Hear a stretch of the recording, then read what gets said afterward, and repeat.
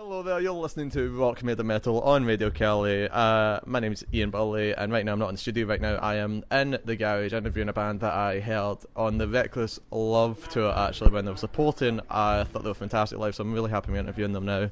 How about you introduce yourself? I'm Danni, I'm the vocalist. And I'm Matt, I play guitar for the Dirty Youth. And off record, that's not working, yeah. So what are you guys doing here right now, anyway? Freezing our asses off in Glasgow, that's what we're doing. Yeah, we got a show tonight with the Rasmus. We're supporting them in, where are we? The garage. The garage, yeah. It's a very pretty garage. It's better than my garage. Good garage. It's got the floral design around it, so... Mm-hmm. Yeah, can't go wrong with a bit of floral. It's like Grandma's house or something like that, you know. Yeah. But there you go. I haven't got 2 bars in her house. My nan got one. She got a condom machine in the bathroom? No, she hasn't. That'd be sick. No condom machine, sorry. I don't know if I'd be impressed or To be honest, like weirded out. I don't think my nan would need to use a condom. Yeah, Because, you know, gone past the whole menopause thing, so yeah. Just slam it in there. Unless she's human like loads of different men, then yeah. Recommend condoms, people. even Still talking about your nan. I could go on with this for about the next 10 minutes, but I'll move on. Oh god, right. So how about we kind of start off with like a bit of a brief history from you guys anyway. I mean, like you guys met at a festival, if I'm right in saying, yeah? If we met what, sorry? It's kind of started off at a festival, if I'm right in saying, yeah? Like, you guys... Oh yeah, how we met, it was quite a long time ago now. We were doing a festival for charity, and I was a solo singer at the time, and Matt was in a band, so we just kept in contact through that and ended up getting in a band together. That's awesome. And you've kind of had some like accolades as well too at the time, you know. I mean, I know you guys get told this probably a lot as well too, the background research that I've done, but you were on a tour with Korn. Yeah, we kind of had a phone call off the management. Basically, we were bored in the studio and we had some free time, so we'd done a cover of Narcissistic Cannibal, and we thought we'd do an acoustic cover of a dubstep song because no one's ever done that. And we put it up online, just thinking, you know, like see what people say, expecting it to get kind of slated really because it was a bit of a laugh for us. And then Monkey from Korn listened to it and tweeted us and said he loved it. And then literally 2 weeks later, we had a phone call off the management saying, how do you fancy going on tour with Korn?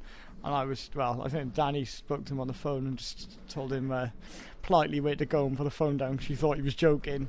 And then literally about a month after that, we were on a big tour bus following Korn around and drinking champagne with John and Davis and Monkey. Like, it was a bit... It doesn't even feel like it happened now.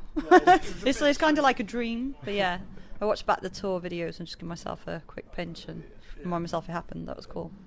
Exactly. I mean, also it must be said, I think like the person who picked up the phone and said you're having a laugh and put it down, he's got to be the bravest man or the most stupid man in the world just to go, no, you're joking, but you know.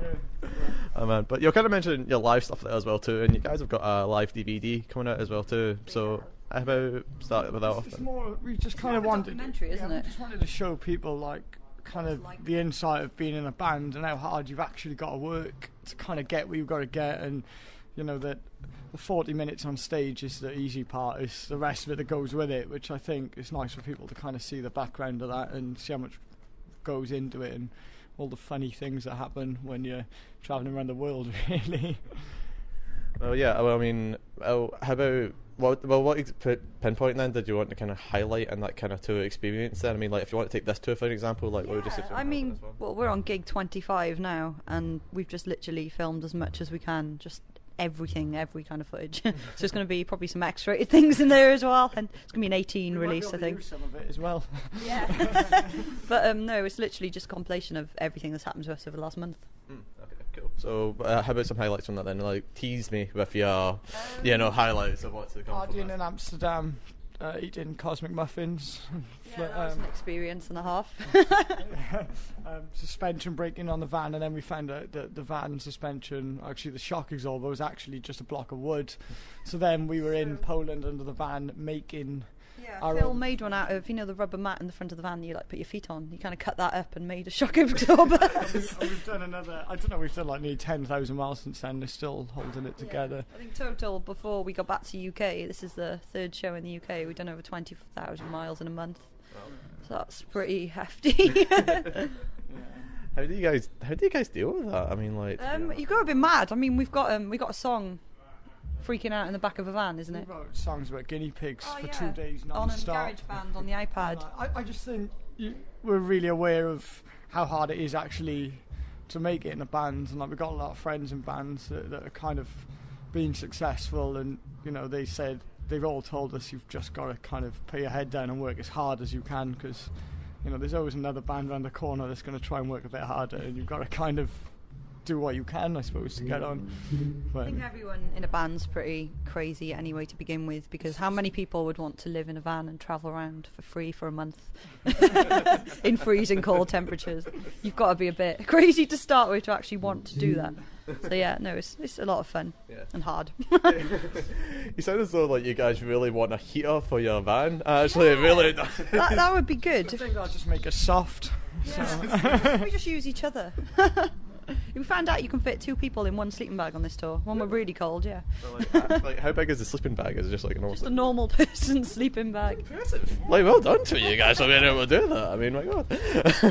But okay, well, to go back to kind of live DVD though, I mean, like, fair enough, if it's more of a documentary kind of thing, that's fine. But one of the things I was kind of wondering about is the DVD itself would be like the show and the show off and whatnot as well too. Would it have kind of like the live set to it as well too? I don't think we're going to include some of the live stuff, it's but not going to be from beginning to end, because number one, it would look rubbish on one camera for the whole show anyway. You need at least like 4 or 5 cameras to do a live show, otherwise you're going to get bored. I just think like a lot of my favourite bands, I would have loved to seen them when they were doing what we're doing now, and like, you know, you kind of see the DVDs with bands that when they're on the nice big tour bus, and you know, everything's quite easy. But Killswitch Engage's live video, and it's amazing, and they're like just on the most amazing buses. So it's like, how good would it be for people to just see those this? bands when they were struggling? It would have been great, you know. I think it's a proper insight, and you know. Well, I wouldn't really say you guys are struggling as much. I mean, like, you guys have been onto what, like Reckless Love, the Rasmus, Corn, debut album as well too. This is more the fan point I'm going to come across. But as far as like debut albums go, it's very tight in terms of the music that you got going there. So it's impressive. You know, so, never. I give compliments all the time. It's cool. It's what I do. I compliment too much. But kind of going on and speaking about the album as well too, for people who haven't really heard about it as well too. Like, how about you go into some detail about that as well too? It's called Red Light Fix. It's a compilation of songs. We've been together now for nearly 6 years, so again, it's just all the songs kind of wrote in the beginning, and it's just a good description. You can kind of hear the band growing as it goes. I'm lucky enough to work in the studio with a guy called Martin Ginge-Ford, who like produced like I used to work with like Slipknot. We've worked with Machine Head, Trivium, Bullet for My Valentine, and stuff. And it was so great to have like such a good producer, mixer kind of guy on board for the first album, and made so much of, you know, the songs. And it's, you know, it was just a gradual. It's kind of the underground part of the band where we were trying to find our sound, and hopefully we nailed something that doesn't really sound. I know every band says that, but there isn't many. I only another band that sounds like us. You know, we cover, most people that review it, we cover a lot of genres in it. It's not just rock. It's like you've got pretty much everything in there. Like Iron Maiden to Katy Perry, which is like okay.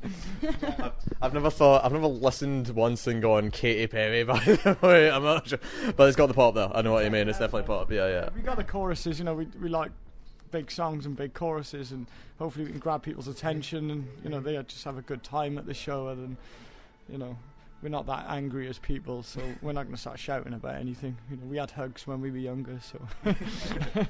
Again, it took a long time. Like, again, any new band starting out, you got to fund it yourself. So again, just working and trying to fund an album, just do everything yourself, takes a lot of work and effort. So yeah, I'm really happy with the result. Yeah.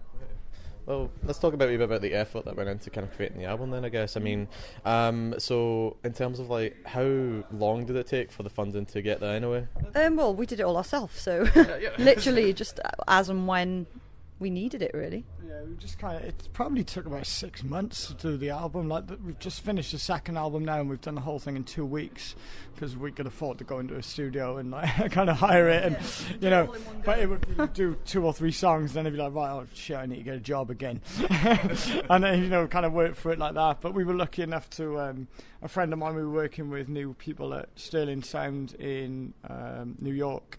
And we got a guy to master it who'd done like Michael Jackson and like Mike Hemm's album, Slipknot's album and stuff. And he'd listened to it and done a sort of ridiculously cheap price on it then to kind of finish it all off, which was nice. I mean, something like really, really crap that happened with the first album, which not many people know, is that we recorded it all and we lost it.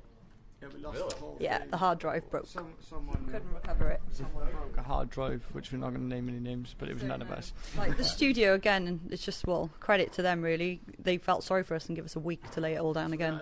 So we did the whole thing in 1 week pretty much. At the end, I mean, the actual result that you hear.